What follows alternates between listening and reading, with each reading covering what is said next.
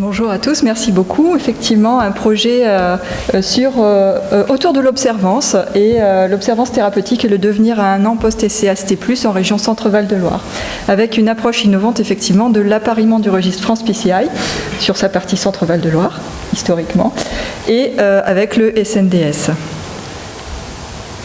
Donc on va passer rapidement là-dessus puisque vous connaissez tous ces éléments-là. Première cause de mortalité au monde, la maladie cardiovasculaire, 1,5 million de personnes, 150 000 décès par an, soit 1 par minute.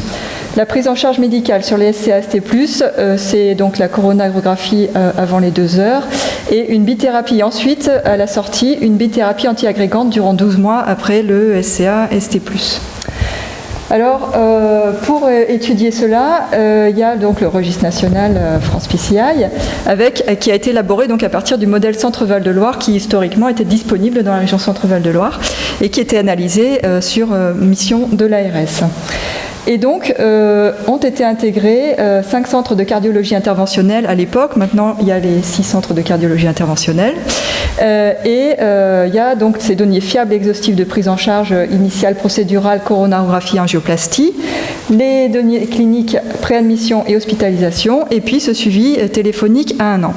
Alors, le petit hic du suivi téléphonique à 1 an, quand on veut étudier les prescriptions et l'adhésion de l'observance thérapeutique, c'est que quand il y a un recontact, et vous le savez mieux que nous, je pense, d'un patient décédé, forcément c'est un petit peu délicat de lui demander votre mari, madame, a-t-il bien pris 6 mois de traitement avant de décéder ou a-t-il bien suivi les recommandations? Donc il y a un trou dans la raquette à ce niveau-là qui peut être comblé, sait-on dit, par les données du SNDS. Donc l'objectif, c'était de décrire cette observance thérapeutique à 1 an et quel impact elle peut avoir finalement sur l'issue à 1 an.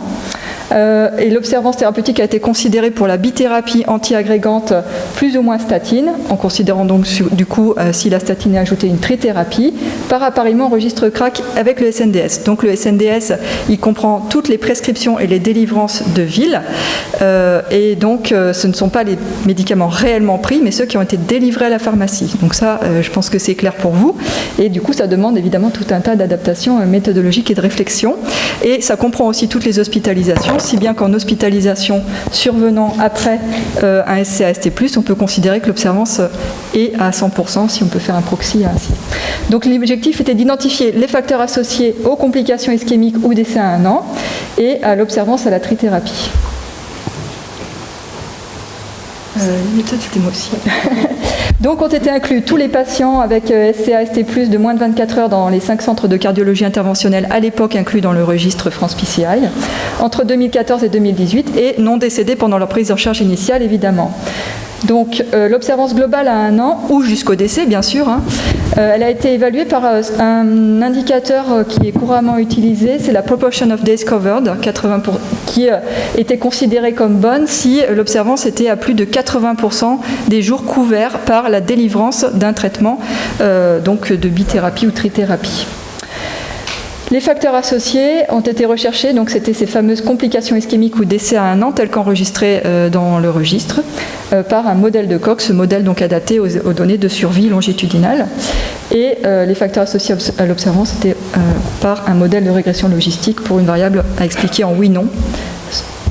Voilà. Et concernant donc l'appariement probabiliste, donc nous avons sélectionné initialement 4179 patients avec un SCAST+ dans le registre France PCI et que nous avons pu apparier avec les données PMSI grâce à leurs actes de choro et d'angioplastie. Et on a eu plutôt un bon résultat d'appariement puisqu'on a retrouvé 96% des patients. Et après quelques exclusions, notamment des décédés pendant le séjour initial, on a inclus au final 3768 patients dans notre étude. Donc voici les caractéristiques patients que vous connaissez déjà, qui sont habituelles chez les patients avec un SCAST+, un âge moyen à 62 ans, une majorité d'hommes, 3/4 d'hommes pour 1/4 de femmes, et les comorbidités habituelles avec un patient fumeur ou ancien fumeur, 40% avec une hypertension artérielle, etc. Et concernant la prise en charge médicale, peu de patients arrivaient avec un KIP élevé avant la revascularisation, qui était faite majoritairement par angioplastie primaire. Et un patient sur 5 avait une FEVG inférieure à 40% après son hospitalisation initiale. Et concernant le suivi à 1 an, on a retrouvé pour près d'un patient sur 2 une hospitalisation complète, donc une réhospitalisation en court séjour dans l'année. 70% ont bénéficié d'une hospitalisation en soins médicaux et de réadaptation. Et au total, 66% des patients ont une réadaptation cardiaque. Et il y a donc peu de complications ischémiques et hémorragiques et seulement 3,5% de patients qui sont décédés. Donc, concernant l'estimation de l'observance, donc sur cette diapo, on vous a mis sur la gauche la liste des traitements à visée cardiaque qui ont été retrouvés dans les SNDS. Mais nous, on s'est intéressé plus particulièrement à la trithérapie. Donc sur la droite, on vous a montré des diagrammes avec en orange, on a entouré les patients qui avaient eu au moins une délivrance dans l'année de ces traitements.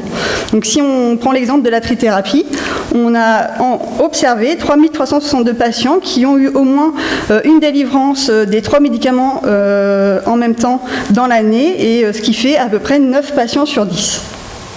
Et donc si là on s'intéresse aux patients observants que l'on avait définis avec plus de 80% du nombre de jours couverts par ces médicaments dans l'année, qu'on a représenté sur le diagramme en bleu, on peut observer donc qu'un patient sur 2 est observant à la trithérapie. Donc, concernant l'analyse des facteurs associés au décès ou à une complication ischémique dans l'année, donc là on vous a encadré en rouge toutes les variables qui étaient significatives, donc le sexe féminin, l'insuffisance rénale, le diabète, un QI élevé avant la revascularisation, une FEVG diminuée après l'hospitalisation.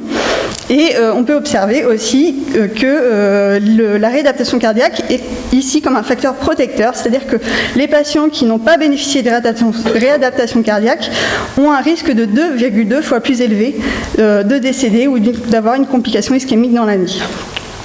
Et enfin, on n'a pas retrouvé d'association entre les patients qui étaient inobservants à la trithérapie et le risque de décès ou de complications ischémiques.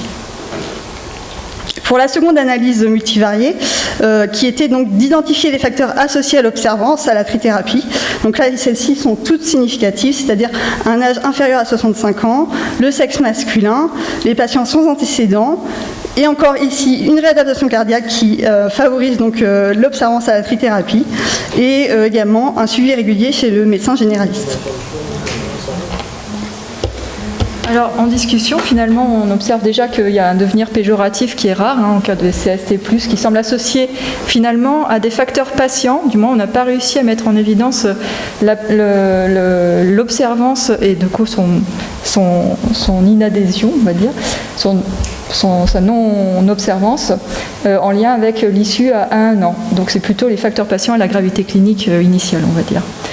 Alors, il y a eu peu d'événements, évidemment, qui nécessiteraient peut-être plus de volume, d'où l'idée justement d'élargir ensuite sur France PCI Global, peut-être à parier au SNDS au sein du Health Data Hub. Et puis, on peut aussi s'interroger sur la question, parce que l'observance, c'est quand même difficile à caractériser de manière générale, plutôt que de dire avez-vous bien pris pendant 6 mois, oui, non.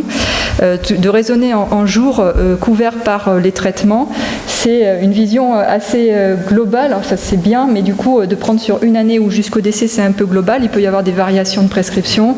Le patient peut du coup avoir une prescription interrompue à un moment parce qu'il a fait un effet indésirable ou autre, ou qu'il se retrouve plus en situation de pouvoir prendre son traitement et que du coup ça devient d'autres priorités. Donc ça nécessite d'être affiné selon les périodes d'observance dans l'année, plutôt que de considérer quelque chose d'égal tout au long du temps. Voilà, donc l'observance semble liée aux caractéristiques patients et au passage en réadaptation et à un suivi régulier médical. Et il y a, comme on l'a évoqué déjà, une analyse médico-économique qui est en cours aussi après pour prendre la suite sur cet impact de l'observance ou de l'inobservance et qui est menée au CHRU Tours par l'unité d'évaluation médico-économique. Voilà, sur cette même base.